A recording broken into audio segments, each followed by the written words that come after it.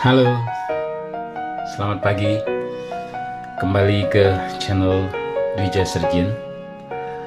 Kali ini saya tidak akan memperlihatkan video-video mobil atau video operasi ya. Jadi kali ini saya ingin share tentang apa yang saya alami selama saya libur di Bali. Saat ini saya berlokasi di Lombok ya. Karena saya bekerja di Lombok, tapi saya berasal dari Pulau Dewata. Nama saya Dr. Dwija Putra, konsultan bedah digestif. Jadi warawiri ya, bolak-balik Lombok, Bali, Lombok, Bali. Itu ya selain cukup menyita waktu, juga membuat kita sedikit merasa kelelahan. Tapi itu harus dilakukan dalam kehidupan ini. Tidak ada pilihan lain. Keluarga di Bali, kerja di pulau lain ya. Jadi tentunya ini akan mempengaruhi kondisi secara umum ya. Nah,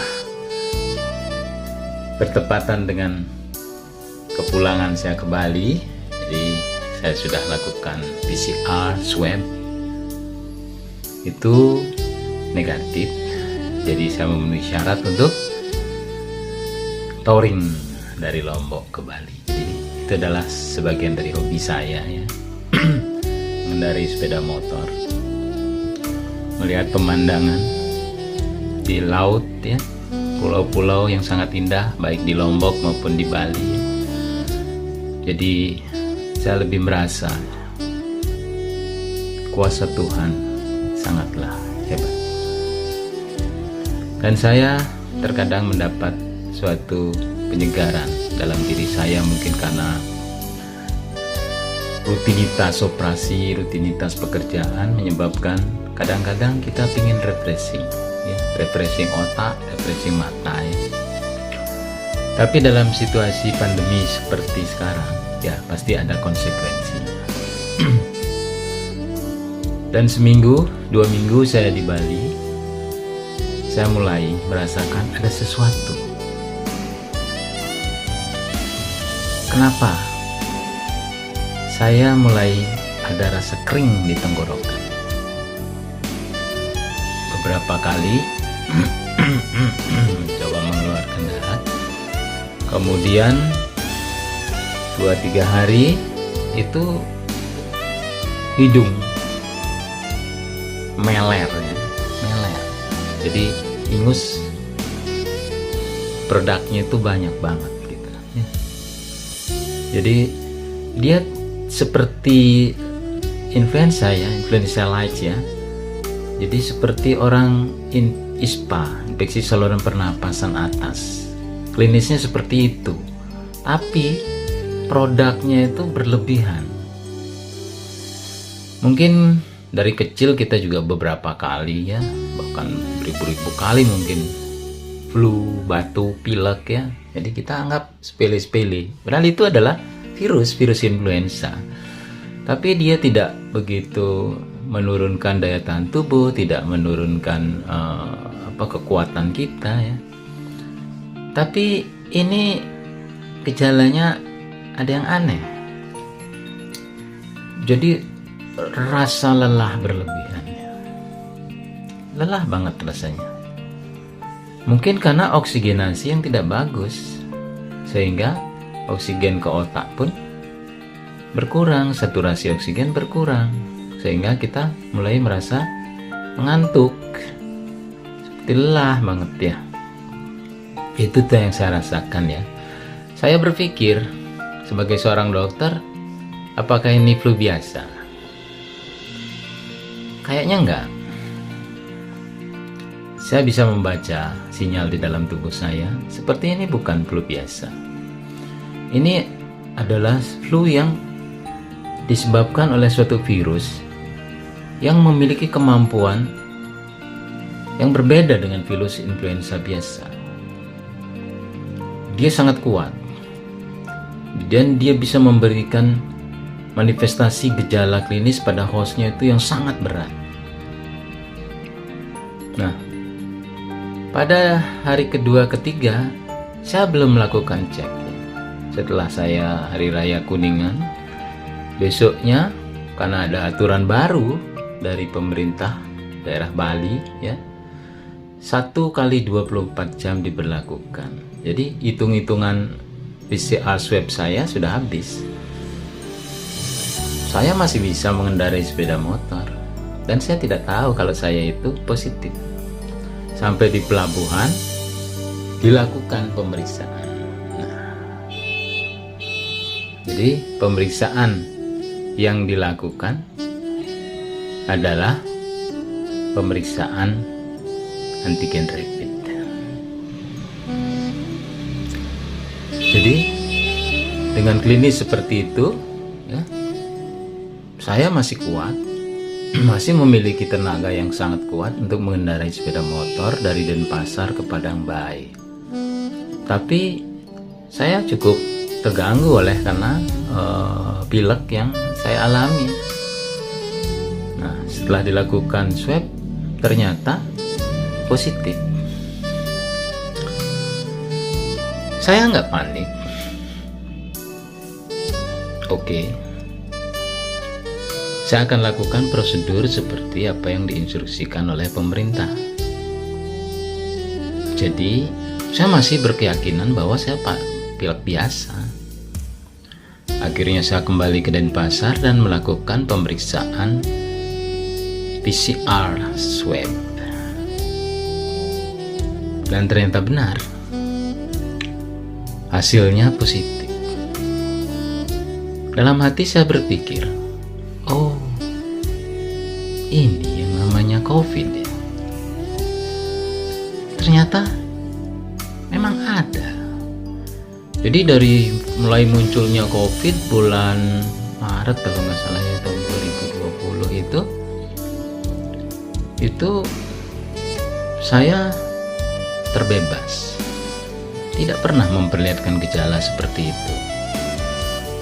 Tapi saya melakukan proteksi terhadap diri saya, ya, memakai masker, kemudian memakai face shield, apalagi di rumah sakit.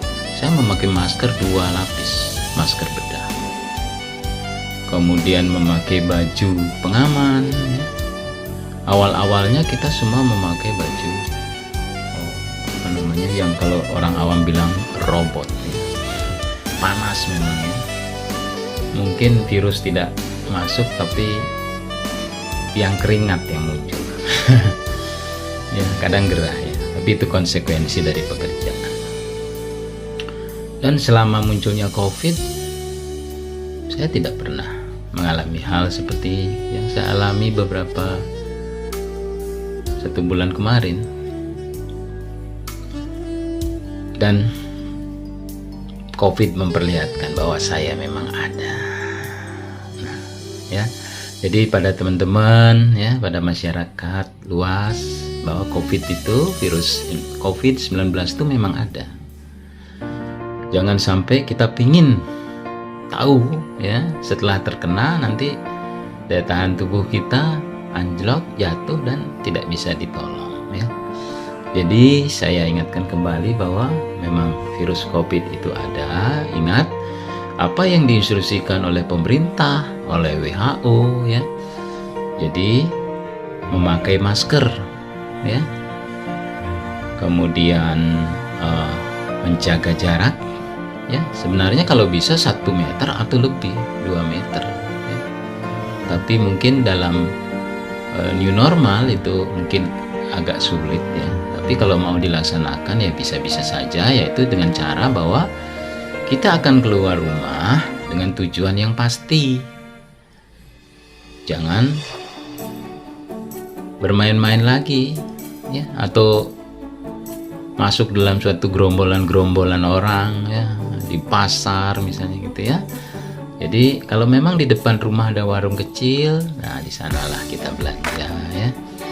Jadi tidak perlu terlalu jauh dan cari warung-warung yang tidak terlalu ramai ya, agar bisa kita menjaga jarak seperti yang diinstruksikan. Dan kemudian selalu mencuci tangan dengan air mengalir dan memakai sabun. Nah itu, kadang orang lupa mencuci tangan. Cuci tangan aja ya, tangan air entah mengalir atau enggak ya, yang pasti harus mengalir dan dengan menggunakan sabun ya. Setiap mengambil apapun, menyentuh apapun ya, apakah nantinya kita terkena atau tidak setelah kita melakukan protokol kesehatan, sudah pasti kita memiliki daya tahan tubuh yang lebih. Dan seharusnya mungkin virus itu mau menyentuh kita 10 kali, mungkin dia hanya bisa menyentuh kita 2-3 kali ya. Dan ini namanya usaha, upaya agar virus itu tidak menyentuh kita. Nah, kembali kepada pengalaman saya. Setelah PCR swab positif, saya melakukan isolasi mandiri, memproteksi dengan keluarga dan anak-anak ya. Ya meskipun tidak bisa 100% kita menjauhi mereka, karena mereka adalah bagian dari keluarga dan semangat kita, kebahagiaan kita. Jadi orang sakit itu harus bahagia. Kalau orang sakit stres, sedih sendiri, ya bahaya juga ya. Jadi itu kalau menurut saya seperti itu ya.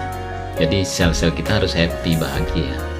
Dengan bahagia dia akan bisa melakukan recovery terhadap kerusakan yang ditimbulkan oleh virus tersebut.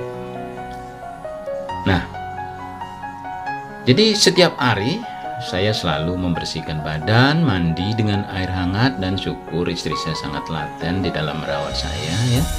Meskipun dia khawatir juga akan terkena virus ya. Tapi terbukti saat terakhir saya melakukan swab dan istri saya ikut, dia hasilnya negatif. Anak-anak juga negatif ya.